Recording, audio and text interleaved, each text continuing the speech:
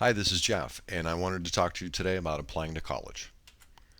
Here in the US, I noticed there are two general kinds of college applications that you'll come across. The first are college specific applications, and this is the kind when a college essentially designs their own application system or form. You may have to sign up for an account with a username and password. That's really common, but some of them can be as short as 2 pages, often in a PDF format.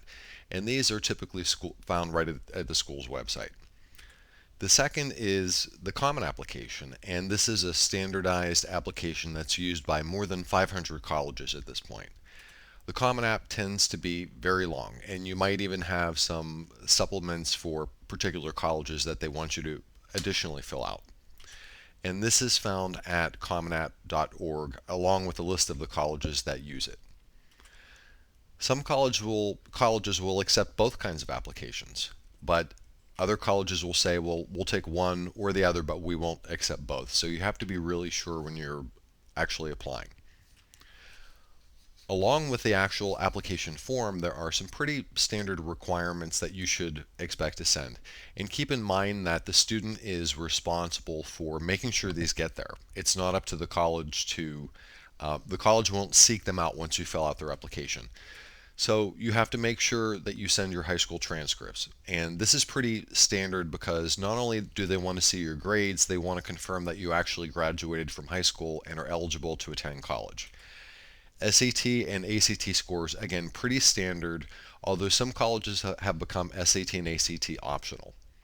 Other common requirements that I've noticed are an essay or a personal statement, teacher recommendations from high school, and a record of any AP credits earned because you might actually get college credit for some of those. Some colleges also require things like a writing sample. This is especially true if you're applying to a creative writing program, they'll want that. A portfolio, let's say if you're applying to an art program, they'll want to see your work up to date. Any updated school reports. Some colleges insist on immunization records, and this is important because they'll actually prevent you from enrolling in classes even if they accept you if you don't turn in your immunization records. And there can be many, many other things. Again, what's very important is that the application is not considered to be complete. You can apply, but your application file or packet is not complete and won't go to the admissions committee until everything gets there. So it's up to you to request your high school transcripts go to a particular college. The same with SAT scores and anything else. I wanted to cover quickly the written portion that is often required, and that's the college essay. And this, there are two incarnations of this, the essay and then the personal statement. But for the essay, you should really expect to answer a question. Very often a college will give you a question that they want you to respond to. And the purpose of this writing part is for them to get to know you better. So they may ask you questions like, what attracted you to our school? What majors are you interested in? Tell us about an important life experience that influenced you. Or there are some kind of offbeat questions too, like how would you uphold the values of our college? And you might have to go to the website to do some research to see what their values actually are. The personal statement is very often much more ended. Kind of tell us about yourself. And again, it's similar to the essay, and they want you to get to know you through it.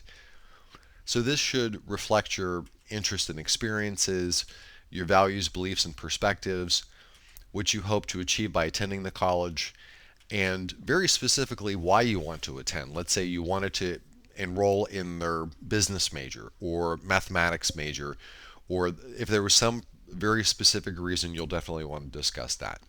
Keep in mind that colleges expect students to write the essay themselves. There's been a progressive trend towards colleges becoming much more serious about this, and some even consider it to be a form of dishonesty if you have somebody else write your essay for you. So just some next steps and other things to consider before applying. When you are a first-time student, like right out of high school, you are applying to the undergraduate system. You would be an undergraduate freshman.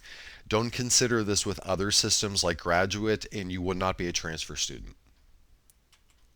complete the application first. That way they have an open file on you for when your SAT scores and high school transcripts do get there. They won't get lost. They'll have a place to put it. So it's always a good idea to complete the application first. Always call as a follow-up a few weeks later just to make sure everything got there. And I've seen many cases for students that I've worked with where the application goes to one department, transcripts go to another, and again, your application packet will not go to an admissions panel if everything is not together and complete in your file. So you want to follow up and make sure that everything got there. Definitely check the deadlines for the colleges that you're applying to. For some colleges, it's actually the fall of your senior year in high school when deadlines often come for that college's next term or next year admission. So definitely double check any deadlines. Not every college uses early action. Some colleges actually use rolling admission, which means that they will admit a student at any time as long as they receive that application in a timely fashion prior to the term you want to start. And on a final note, if you decide that you want to go to a community college, they have something called open enrollment, which means that they accept anyone who applies, but you have to keep it 2.0 to stay there.